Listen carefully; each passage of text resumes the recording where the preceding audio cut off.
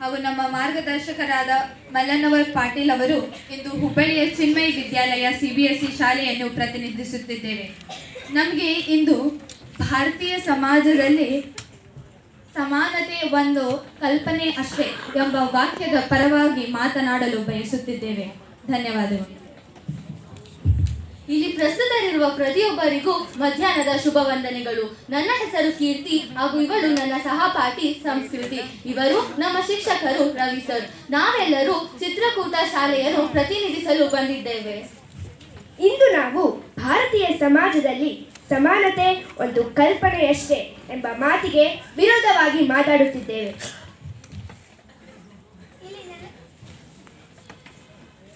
ಮಾನ್ಯ ನಿರ್ಣಾಯಕರೇ ಹಾಗೂ ಸಭಿಕರೇ, ನಾನೀಗ ಚಂದನ ಆಂಗ್ಲ ಮಾಧ್ಯಮ ಶಾಲೆಯನ್ನು ಪ್ರತಿನಿಧಿಸುತ್ತಿದ್ದೇವೆ. ನನ್ನ ಹೆಸರು ಮೇದಿನಿ. ಇವಳು ನನ್ನ ಗೆಳತಿ ಶ್ರೇಯಾ ಭಟ್. ಎಲ್ಲರಿಗೂ ನನ್ನ ನಮಸ್ಕಾರಗಳು. ಇವರು ನಮ್ಮ ಮಾರ್ಗದರ್ಶಕರು ಶ್ರೀ ಕಿರಣ್ ಸರ್. ನಾವು ಇಂದು ಭಾರತೀಯ ಸಮಾಜದಲ್ಲಿ ಸಮಾನತೆ ಎಂಬುದು ಬರೀ ಕಲ್ಪನೆಯಷ್ಟೇ ಎಂಬುವ ವಿಷಯದ ಪರವಾಗಿ ಮಾತನಾಡಲು ಇಲ್ಲಿ ಬಂದಿದ್ದೇವೆ. ಈಗ ವಾಕ್ಯವನ್ನು ಅರ್ಥ ಮಾಡ್ಕೊಳ್ಳೋಣ. ಇಲ್ಲೇನಿದೆ ಸಮಾನತೆ ಅಂದ್ರೆ ಏನು? ಎಲ್ಲರಿಗೂ ಸಮಾನವಾಗಿ ನೋಡೋದು.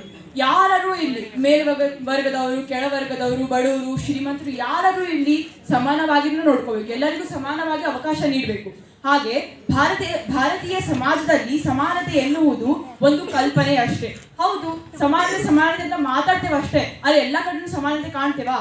ಇಲ್ಲ. ಈ ವಾಕ್ಯದ ಪರವಾಗಿ ಮಾತಾಡ್ತಿದ್ದೇವೆ.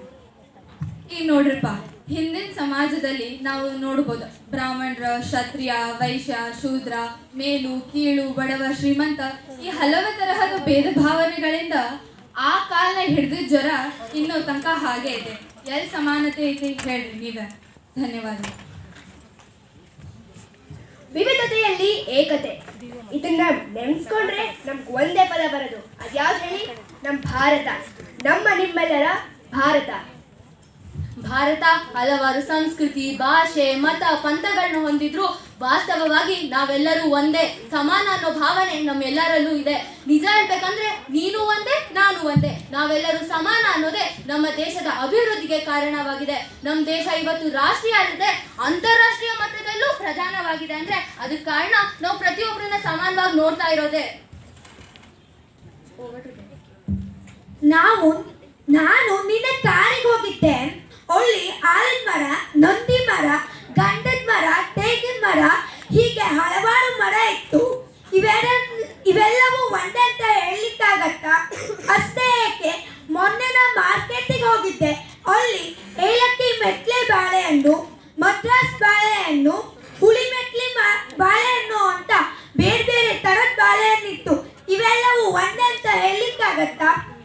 ಅಷ್ಟೇ ಏಕೆ, ಉದ್ಯೋಗಿಗಳು, ನಿರುದ್ಯೋಗಿಗಳು, ಪುರುಷರು, ಮಹಿಳೆಯರು ಇವೆಲ್ಲರೂ ಒಂದೇ ಅಂತ ಹೇಳಲಿಕ್ಕೆ ಆಗತ್ತ ಮಿತ್ರರೇ? ನೋಡಿ ಮಿತ್ರರೇ, ಈಗ ನಮ್ಮ ಹಿಂದಿನ ಸರ್ಕಾರವು ಎಲ್ಲಾ ಧರ್ಮವನ್ನು ಸಮಾನ ರೀತಿಯಲ್ಲಿ ನೋಡಬೇಕು ಅಂತ ಟಿಪ್ಪು ಜಯಂತಿಯನ್ನ ಜಾರಿಗೊಳಿಸಿತು. ಅದೇ ಈಗ ನಮ್ಮ ಸರ್ಕಾರ ಅದನ್ನು ನಿಷೇಧಗೊಳಿಸಿತು. ಅದೇ ರೀತಿ ಈಗ ಬಡತನವನ್ನು ಸಂಪೂರ್ಣವಾಗಿ ನಿರ್ಮೂಲನೆ ಮಾಡಬೇಕು ಅಂತ ನಾವು ಬಡವರನ್ನ, ಶ್ರೀಮಂತರನ್ನ ಸಮಾನರು ಅಂತ ಹೇಳಕ್ಕಾಗತ್ತಾ? ಇಲ್ಲ. ಈಗ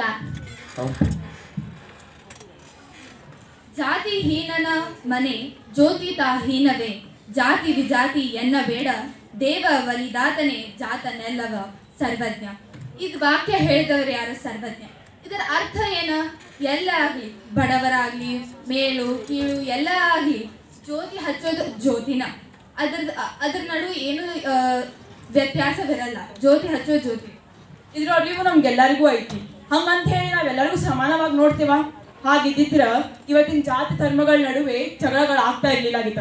ಎಲ್ಲಿ ಹೋಗ್ಲಿ ಆ ಜಾತಿ ಈ ಜಾತಿ ತರ ಜಗಳ ಮಾಡ್ತಾರ. ಯಾವುದೋ ಒಂದು ವ್ಯಕ್ತಿ ಹೆಸರು ಇಟ್ಕೊಂಡು ಆ ಜಯಂತಿ ಈ ಜಯಂತಿ ಅಂತ ಹೇಳಿ ಇದು ಮಾಡ್ತಾರಲ್ಲ. ಇವತ್ತು ನಾ ಯಾವುದೋ ಜಯಂತಿ ಆಚರಿಸಿದೆ, ಅವ್ನು ಬಂದು ನನ್ನ ಜೊತೆ ಜಗಳ ಮಾಡ್ತಾನೆ. ಅವನೇನೋ ಆಚರಿಸಿದ, ನಾವು ಜೊತೆ ಹೋಗಿ ಜಗಳ ಮಾಡ್ತೀವಿ. ಈ ರೀತಿ ಜಗಳಗಳು ಸಾಕಷ್ಟು ಕಂಡು ಬರ್ತಾವ. ಇನ್ ತಂಡ ಬಿ ಅವರೇ, ನೀವು ಹೇಳಿದ್ರಿ ನಾನು ಒಂದೇ ನೀವು ಒಂದೇ ಅಂತ ಹೇಳಿ ಅಭಿವೃದ್ಧಿ ಆಗ್ತೈತೆ ಅಂತ ಹೇಳಿದ್ರ, ಇದು ನಿಜವಾಗ್ಲೂ ಇದ್ದಿದ್ರೆ ನಮ್ಮ ದೇಶ ಯಾವತ್ತೂ ಅಭಿವೃದ್ಧಿ ಆಗ್ತಿತ್ತು. ಈಗ ನಾವು ಬಂದ ನೀವು ಬಂದ್ರೆ ಇಬ್ರು ಸೇರಿ ಹೋಗ್ಬಿಟ್ಟು ಬರ್ರಿ, ಎದಕ್ಕೆ ವಿರೋಧ ನಿಂತೀರಿ? ಧನ್ಯವಾದ. ನಾನು ಒಂದೇ ನೀನು ಒಂದೇ ಅನ್ನೋ ಭಾವನೆ ನಮಗೆ ಅಭಿವೃದ್ಧಿ ಕೊಡುತ್ತೆ. ಏನಕ್ಕೆ ಗೊತ್ತಾ, ಇವತ್ತು ಎಷ್ಟೊಂದು ಹಿಂದಿನ ಜನರು ಹಿಮಾ ದಾಸ್ ಎಲ್ಲಿದ್ರಿ, ಅವರು ಎಲ್ಲಿಂದನೋ ಬಂದ್ರು, ಎಲ್ಲಿಂದನೋ ಬೆಳೆದ್ರು. ಅವ್ರಿಗೂ ಸಮಾನವಾಗಿ ಅವಕಾಶ ಕೊಟ್ಟಿದ್ದೆ ತಾನೆ ಇವತ್ತು ಅವ್ರು ಒಂದು ವಾರದಲ್ಲಿ 4 ಮೆಡಲ್ ತಂದ್ಕೊಡಕ್ಕಾಗಿದ್ದು. ಸಮಾನತೆ ಇಲ್ಲ ಅಂದ್ರೆ ಅಭಿವೃದ್ಧಿ ಎಲ್ಲಿಂದಾನಿ ಬರುತ್ತೆ? ಆಯ್ತು, ಇನ್ನೊಂದು ಉದಾಹರಣೆ ಕೊಡೋಣ. ಹಂಪಿ ರಾಜ್ಯದ ಸಂಸ್ಥಾಪಕ ಬುಕ್ಕ ನಿಮ್ಮೆಲ್ಲರಿಗೂ ಗೊತ್ತು. ಹಿಂದೆ ಅವನೊಂದು ಧರ್ಮ ಸಭೆ ಕರೆದಿದ್ದಂತೆ. ಅದರಲ್ಲಿ ಬರೀ ಓದಿದವ್ರನ್ನ ಅಷ್ಟೇ ಅಲ್ಲದೆ ನಿರುದ್ಯೋಗಿಯನ್ನು ಕರೆದ್ರಂತೆ. ಯಾಕೆ ಹೇಳಿ? ಹಳೆ ಕಾಲದಲ್ಲೇ ಭಾರತದಲ್ಲಿ ನಮ್ಮಲ್ಲಿ ಸಮಾನತೆ ಇತ್ತು.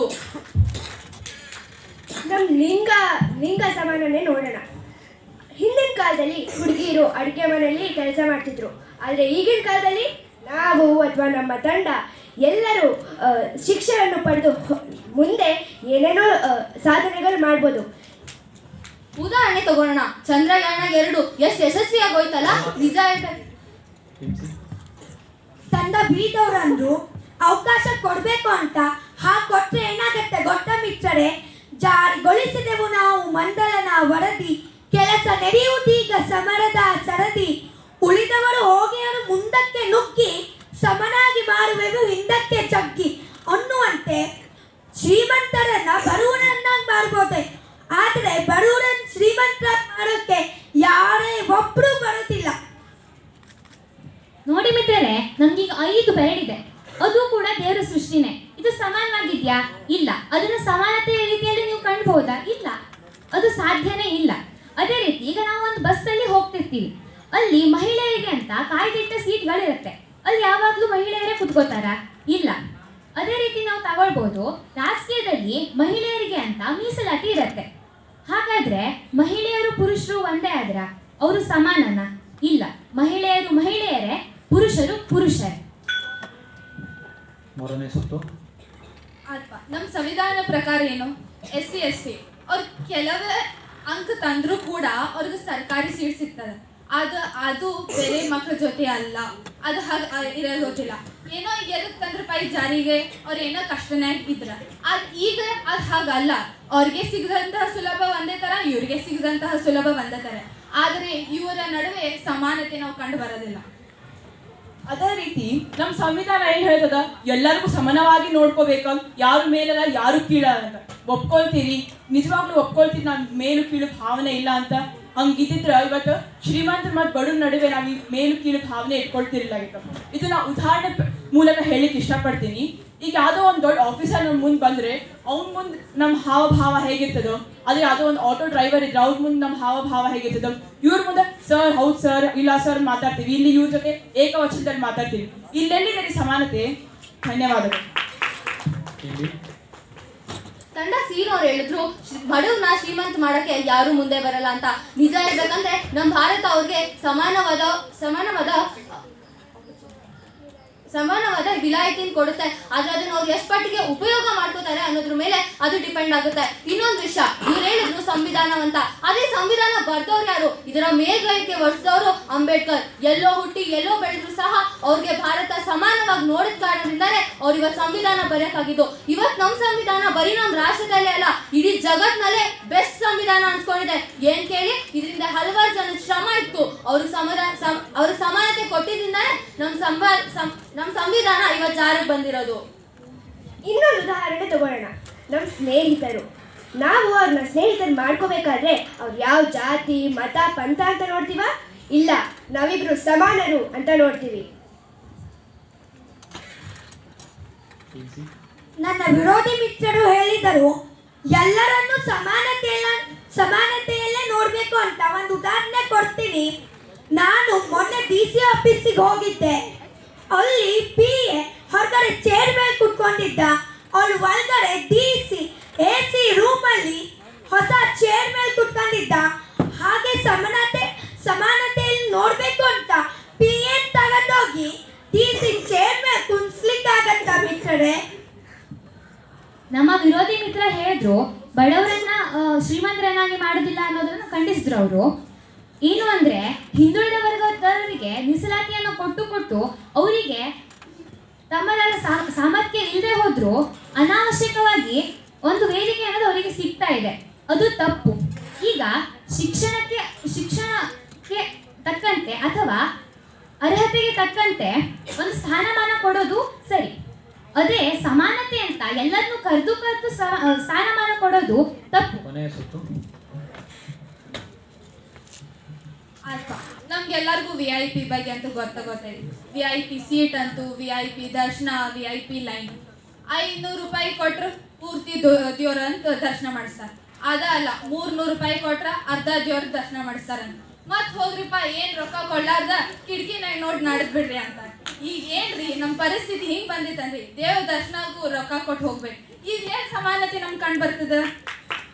ಈಗ ನಮ್ಮ ಮನೆ ವಿಷ ತಗೊಳ್ಳೋನು ಅಣ್ಣ ಬಂದ್ ಹೇಳ್ತಾನ, ಅಮ್ಮನ ಹೊರ ಹೋಗ್ತೀನಮ್ಮ 5 ನಿಮಿಷ ಬರ್ತೀನಿ ಅಂದ್ಕೂಡೆ, ತಡ ಮಾಡ್ಬೇಡ ಬೇಗ ಬಂದ್ಬಿಡ ಅಂತ ಹೇಳ್ತಾನೆ. ಅದ ನಾ ಹೋಗಿ ಅಮ್ಮ ಬಂದಂದ್ರೆ ತಡಿ ಎಲ್ಲಿ ಹೊಂಟಿ, ಎದಕ್ ಹೊಂಟಿ, ಏನ್ ಮಾಡತ್ತಿ ಅಂತ 1000 ಪ್ರಶ್ನೆ ಕೇಳ್ತಾರೆ. ಹೌದಾ, ಎಲ್ಲ ಹೆಣ್ಮಕ್ಳು ಒಪ್ಕೋತೀರಾ? ಇದೈತಿ, ಎಲ್ಲಾರ ಮನೆಯೊಳಗೂ ಐತಿ. ಯಾಕ ಹೆಣ್ಮಕ್ಳಿಗೆ ಆ ಸ್ವಾತಂತ್ರ್ಯ ಹೊರಗಡೆ ಸಿಗ್ತಾ ಇಲ್ಲ, ಗಂಡ್ ಮಕ್ಳಿಗೆ ಸಿಗೋಂತ ಸ್ವಾತಂತ್ರ್ಯ ನಮಗ್ ಸಿಗ್ತಾ ಇತ್ತಾ ಇಲ್ಲ. ಎಲ್ಲಿ ಸಮಾನತೆ ಐತಿ ನಮ್ಮ ಗಂಡ್ ಮಕ್ಳು ಹೆಣ್ಮಕ್ಳು ನಡುವೆ? ಇನ್ನು ತಂಡ ಬಿ ಅವ್ರೆ, ನೀವ್ ಹೇಳಿದ್ರಿ ನಮ್ ಸಂವಿಧಾನ ಬೆಸ್ಟ್ ಅನ್ಸ್ಕೊಳ್ಳೋದು ಅದಿದು ಅಂತ ಹೇಳಿದ್ರಲ್ಲ, ಬೆಸ್ಟ್ ಅನ್ಸ್ಕೊಳ್ಳೋದು ಮಾತಲ್ಲ ಇಲ್ಲಿ, ನಾವು ಅದನ್ನ ಧನ್ಯವಾದ. ಟೀಮ್ ಸಿ ಅವ್ರು ಹೇಳಿದ್ರು PA ಬೇರೆ DC ನೇ ಬೇರೆ. ನಿಜ ಹೇಳ್ಬೇಕಂದ್ರೆ ಇವತ್ತು DC ಬಡವ ಆಗಿರ್ಬೋದು, ನಾಳೆ ಅವ್ನು ಶ್ರೀಮಂತ ಆಗಿರ್ಬೋದು, ಆದ್ರೆ ಅಲ್ಲಿ ನಾವು ಜಾಸ್ತಿ ಗೌರವ ಕೊಡ್ತಾ ಇರೋದು ಆ ಸ್ಥಾನಕ್ಕಷ್ಟೇ. ಇನ್ನೊಂದು ವಿಷಯ ಹೇಳ್ಬೇಕಂದ್ರೆ PC ಕಷ್ಟಪಟ್ಟು ಓದಿದ್ರೆ, PA ಕಷ್ಟಪಟ್ಟು ಓದಿದ್ರೆ ಅವನು DC ಆಗ್ತಾ ಇದ್ದ ತಾನೆ. ಇನ್ನೊಂದು ವಿಷಯ ತಗೊಳ್ಳೋಣ, ಬಹಳ ಸೂಕ್ಷ್ಮವಾದ ವಿಷಯ. ನಮ್ ಯೋಧರು ಪ್ರತಿದಿನ ಹಗಲು ರಾತ್ರಿ ಅಂದಲೇ ಶ್ರಮ ಪಟ್ಟು ದುಡಿತಾರೆ. ಅವ್ರೇನ್ ಜಾತಿ ಕುಲ ಮತ ನೋಡ್ಕೊಂಡು ಕುತ್ಕೋತಾರ? ನಾನ್ ದೇಶ ರಕ್ಷಣೆ ಮಾಡಲ್ಲ ಅವ್ನ್ ಮಾಡ್ಲಿ ಅಂತ ನೋಡ್ಕೊಂಡು ಕುತ್ಕೋತಾರ? ಇಲ್ಲ, ಎಲ್ಲರೂ ಸಮಾನ ಅನ್ನೋ ಭಾವನೆ ಅವರಲ್ಲಿ ಇರುತ್ತೆ. ಇನ್ನೊಂದು ವಿಷಯ ತಗೊಳ್ಳೋಣ, ಭಾರತದಲ್ಲಿ ಪ್ರತಿಯೊಂದು ಶಾಲೆಯಲ್ಲೂ ಯೂನಿಫಾರ್ಮ್ ಮಾಡ್ತಾರೆ. ಯಾಕೆ ಹೇಳಿ? ಚಿಕ್ಕ ವಯಸ್ಸಿನಿಂದಲೇ ಅವಳಲ್ಲಿ ಸಮಾನತೆ ಅನ್ನೋದು ಬೆಳೀಲಿ ಅಂತ. ನಿಜವಾಗ್ಲೂ ಹೇಳ್ಬೇಕಂದ್ರೆ ಭಾರತದಲ್ಲಿ ಚಿಕ್ಕ ವಯಸ್ಸಿನಿಂದಲೇ ಸಮಾನತೆ ಅನ್ನೋ ಬೀಜ ನಾವು ಬಿತ್ತಿರ್ತಾರೆ. ಅದು ಬೆಳೆದಾದ್ಮೇಲೆ ದೊಡ್ಡ ಹೆಮ್ಮರವಾಗಿ ನಿಂತ್ಕೊಳ್ಳುತ್ತೆ. ನಮ್ಮ ದೇಶದ ಅಭಿವೃದ್ಧಿಯ ಆಧಾರ ಸ್ತಂಭ ಯಾವತ್ತಿದ್ದರೂ ಸಮಾನತೆನೆ. ಹಿಂದೇನೂ ಆಗಿತ್ತು, ಇವತ್ತು ಆಗಿದೆ, ಮುಂದೇನೂ ಆಗಿರುತ್ತೆ. ಧನ್ಯವಾದಗಳು. ದೇವರ ಸೃಷ್ಟಿಯಲ್ಲಿ ಹೆಣ್ಣು ಮಕ್ಕಳಿಗೆ ಮಾತ್ರ ಹೆರಿಗೆ ಭಾಗ್ಯ ಉಂಟು, ನವಿಲಿಗೆ ಮಾತ್ರ ಕುಣಿಯುವ ಭಾಗ್ಯ ಉಂಟೆ ಹೊರತು ಪುರುಷರಿಗೆ ಹೆರಿಗೆ ಭಾಗ್ಯ ಉಂಟೆ? ಅಥವಾ ಸಮಾನತೆ ಎಂದು ಗಿಡುಗನಿಗೂ ನೃತ್ಯ ಭಾಗ್ಯ ಉಂಟೆ ಮಿತ್ರರೇ? ಎಂಬೂತನಿಗೂ ನೃತ್ಯ ಭಾಗ್ಯ, ಹಾಡು ಭಾಗ್ಯವನ್ನು ದೇವರೇ ಸಮಾನತೆಯಲ್ಲಿ ನೋಡುವುದಿಲ್ಲವೆಂದರೆ ನನ್ನ ವಿರೋಧಿ ಮಿತ್ರರು ಹೇಗೆ ಆ ಮಂದುವಾದವನ್ನು ವಾದಿಸುತ್ತಿದ್ದಾರೆ ಎಂದು ನಾನು ಅವರಿಗೆ ಪ್ರಶ್ನೆಯನ್ನು ಕೇಳುತ್ತೇನೆ. ನೋಡಿ ಮಿತ್ರರೇ, ಸಮಾನತೆ ಅಂತ ಎಲ್ಲರನ್ನೂ ಮುಂದೆ ತಗೊಂಡು ಬರಬೇಕು ಅಂತ ನಮ್ಮೂರಲ್ಲಿರೋ ದನ ಕಾಯೋ ಬೀರಣ್ಣನ್ನು ಕೂಡ ಕರ್ಕೊಂಡು ಬಂದು DC ಪ್ರಿನ್ಸಿಪಲ್ ಮಾಡ್ಬೋದು. ಆದರೆ ಅದು ಸಾಧ್ಯವಿಲ್ಲ, ಅವನಿಗೆ ಸಾಮರ್ಥ್ಯನೇ ಇರೋದಿಲ್ಲ. ನಮ್ಮ ಭಾರತದ ವೀರ ಯೋಧ ವಿಂಗ್ ಕಮಾಂಡರ್ ಅಭಿನಂದನ್ ವರ್ಧಮಾನನ್ನ ಇಡೀ ದೇಶನೇ ಗೌರವಿಸ್ತಾ ಇದೆ. ಅದು ಅವನ ಕುಲ ಗೋತ್ರ ಜಾತಿ ಮತವನ್ನ ನೋಡಿ ಅಲ್ಲ, ಅವನು ಮಾಡಿರೋ ಸಾಧನೆಯಿಂದಾಗಿ. ಹಾಗಾಗಿ ಈ ಸಮಾನತೆ ಎನ್ನುವುದು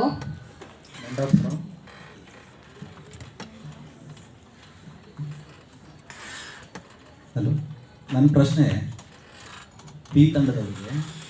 ಶೈಕ್ಷಣಿಕ ಸಂಸ್ಥೆಗಳಲ್ಲಿ ಒಬ್ಬ ದಕ್ಷ ಅಧಿಕಾರಿ ಬಂದರೆ ಅವನ ಮಗುಗೆ ಪ್ರವೇಶಾತಿ ಅವಕಾಶವನ್ನು ಕೊಡ್ತಾವ ಸಂಸ್ಥೆಗಳು. ಆದರೆ ಅದೇ ಒಬ್ಬ ರೈತ ದೋತ್ರ ಹಾಕಿಕೊಂಡು ಬಂದರೆ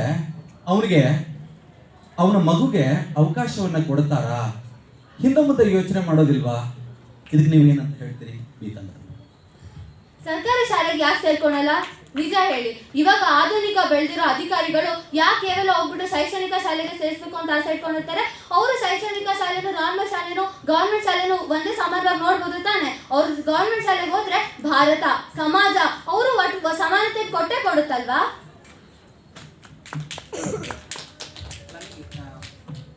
ನನ್ನ ಪ್ರಶ್ನೆ ತಂಡ ಹೇಗೆ ಅವ್ರು ಹೇಳಿದ್ರು ಇವತ್ತು ಕೆಳ ಜಾತಿಯವರಿಗೆ ಅವರು ಪದ ಬಳಸಬಾರ್ದಾಗಿತ್ತು, SC ST ಅಂತ ಎಲ್ಲೂ ಬಳಸೋಂಗಿಲ್ಲ, ಅದ್ರ ಬಳಸ್ಬಿಟ್ರು ಮಕ್ಕಳು, ಪರವಾಗಿಲ್ಲ. ಕೆಳ ಜಾತಿ ಕೆಳ ವರ್ಗದವರಿಗೆ ಮೀಸಲಾತಿ ಕೊಟ್ಟಿದ್ದಾರೆ, ಹಾಗಾಗಿ ಅವರು ಎಲ್ಲ ಇದಾಗ್ತಾ ಇದೆ ಅಂತ ಹೇಳಿದ್ರು. ನಾ ಹೇಳ್ತಾ ಇರುವಂಥದ್ದು ಹಿಂದಿನ ಕಾಲದಿಂದನೂ ಸುಮಾರು ಎಷ್ಟು ವರ್ಷಗಳಿಂದ ಅವ್ರ ಮೇಲೆ ದೌರ್ಜನ್ಯ ನಡೆದಿದೆ. ಆ ದೌರ್ಜನ್ಯಕ್ಕೆ ತಕ್ಕಂತಹ ಪ್ರತಿಫಲ ಇವತ್ತು ಅವ್ರು ಪಡೀತಿದ್ದಾರೆ. ಇದು ಸತ್ಯ. ಹಾಗಾಗಿ ಇದು ಹೇಗೆ ಇಲ್ಲ, ಇದು ಹೇಗೆ ತಪ್ಪು ಅಂತ ಹೇಳ್ಬೋದು? ಸರ್, ಇವಾಗ ಅವರಿಗೂ ಸಿಗೋಂಥ ಸೌಲಭ್ಯ ನಮಗೂ ಸಿಗ್ತಾ ಇದೆ, ನಮಗೆ ಸಿಗೋ ಸೌಲಭ್ಯ ಅವರಿಗೂ ಸಿಗ್ತಾ ಇದೆ. ಈಗ ನಾನು ನನ್ನ ಅಣ್ಣನ ಉದಾಹರಣೆ ತಗೊಳ್ತೀನಿ. ಅವ್ನು ಸೆಕೆಂಡ್ ಇಯರ್ ಮುಗಿಸಿದ, ನೀಟ್ JEE ಅದೆಲ್ಲ ಎಕ್ಸಾಮ್ಗಳಾಯ್ತಲ್ಲ. SC ST ನಮ್ಮ ಅಣ್ಣನ ಫ್ರೆಂಡ್ ಗೆಳೆಯ ಅಂತ ಆತನೇ ಕಡಿಮೆ ಅಂಕಗಳು ತಗೊಂಡು ಸಹ ಅವನಿಗೆ ಸೀಟ್ ಸಿಕ್ಬಿಡ್ತು. ಅದೇ ನಮ್ಮ ಅಣ್ಣ ಅವ್ನಿಗೆ ಚೆನ್ನಾಗಿ ಓದಿ ಅವನಿಗಿಂತ ಜಾಸ್ತಿ ಅಂಕ ತಗೊಂಡು ಸಹ ಸೀಟ್ ಸಿಕ್ಕಿಲ್ಲ. ಆದರೆ ಏನು, ನಮ್ಮ ಅಣ್ಣಗೆ ಸಿಕ್ಕಿದ ಸೌಲಭ್ಯಗಳೆಲ್ಲ ಅವನಿಗೂ ಸಿಕ್ಕಿದೆ. ಅಲ್ಲಿ ನಮ್ಮ ಅಣ್ಣ ಕಷ್ಟಪಟ್ಟಿದ್ದ, ಅಲ್ಲಿ ಅವನಿಗಿಂತ ಜಾಸ್ತಿ ತಗೊಂಡು ಸಹ ಅವನಿಗೆ ಸೀಟ್ ಸಿಕ್ಕಿದೆ, ನಮ್ಮ ಅಣ್ಣಗೆ ಸಿಗ್ಲಿಲ್ಲ. ಅದು ಅವಾಗಿನ ಕಾಲದಲ್ಲಿ ಆಯ್ತು ಸರ್. ಇವಾಗ ಎಲ್ಲರಿಗೂ ಸೌಲಭ್ಯ ಸಿಗ್ತಾ ಇದೆಯಲ್ಲ.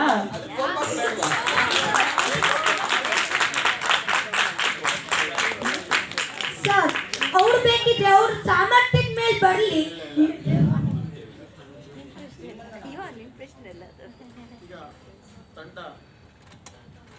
ಬೀಗೆ ನನ್ನ ಪ್ರಶ್ನೆ. ಈಗ ಅವ್ರು ಹೇಳ್ತಾ ಇರೋದು ದೇವರ ಸೃಷ್ಟಿಯಲ್ಲೇ ಸಮಾನತೆ ಇಲ್ಲ, ಆಗ ನೀವು ಸಮಾನತೆ ಮಾಡ್ಲಿಕ್ಕೆ ಹೋದ್ರೆ ಭಾರತದಲ್ಲೆಲ್ಲ ಅಥವಾ ಜಗತ್ತಿನಲ್ಲಿ ಎಲ್ಲೂ ಖಂಡಿತ ಗೆಲುವು ಆಗೋದಿಲ್ಲ. ಆಗ ದೇವರೇ ಸೃಷ್ಟಿ ಮಾಡಬೇಕಾದ್ರೆ ಬೇರೆ ಬೇರೆ ವಿದ್ಯೆಯಲ್ಲಿ ಮಾಡಿದ್ದಾನೆ, ಆಗ ಸಮಾನತೆ ಖಂಡಿತ ಸಾಧ್ಯ ಇಲ್ಲ ಅಂತ ಹೇಳ್ತಾರೆ. ನೀವು ಅದನ್ನು ಹೆಂಗೆ ಸಮರ್ಥನೆ ಮಾಡಿ? ಸರ್, ಇವಾಗ ನಿಮ್ಮ ಟೀಮ್ನಲ್ಲೇ ಇಬ್ರು ಹುಡುಗಿನ ಕರ್ಕೊಂಡು ಬಂದಿದ್ದೀರಾ. ನಿಜ ಹೇಳ್ಬೇಕಂದ್ರೆ ದೇವ್ರು ಹುಡುಗಿನ ಬರೀ ಮನೇಲಿರಕ್ಕಂತ ಸೃಷ್ಟಿ ಮಾಡಿದ್ದಾನೆ ಅಂತ ಹೇಳ್ಬಿಟ್ಟು ನೀವು ಅವ್ರಿಬ್ರನ್ನ ಮನೇಲೆ ಕೂರ್ಸ್ ಬಂದಿದ್ರೆ ಹೆಂಗ್ ಸರ್ ಅಭಿವೃದ್ಧಿ ಆಗ್ತಿತ್ತು? ಅವ್ರಿಗೂ ಜೀವನ ನೋಡ್ಬೇಕು ಅನ್ನೋ ಆಸೆ ಇರುತ್ತಲ್ವಾ? ಸಮಾನತೆ ಕೊಟ್ರೇನೆ ಮುಂದೆ ಹೋಗೋ ಆಪರ್ಚುನಿಟಿ ಸಿಗೋದು, ಅವ್ರಿಗೂ ಜೀವನದಲ್ಲಿ ಒಂದು ಆಸೆ ಬರೋದು. ಒಂದು ಗುರಿ ಬೇಕು ಅಂದ್ರೆ ಸಮಾನತೆ ಬೇಕು. ಅವಕಾಶ ಇಲ್ದರೆ ನಾನು ಏನೋ ಮಾಡ್ತೀನಿ ಅನ್ಕೊಂಡ್ರೆ ಏನು ಉಪಯೋಗ? ನಮ್ಮ ಮನೇಲಿ ನಾಲ್ಕು ಗೋಡೆಗಳ ಮಧ್ಯೆ ನನ್ನನ್ನು ಕಟ್ಟಿಟ್ಬಿಟ್ಟು ನೀನು ಹಾರು ಅಂತ ಹೇಳಿದ್ರೆ ಎಲ್ಲಿಂದ ಹಾರಕ್ಕಾಗುತ್ತೆ? Thank you.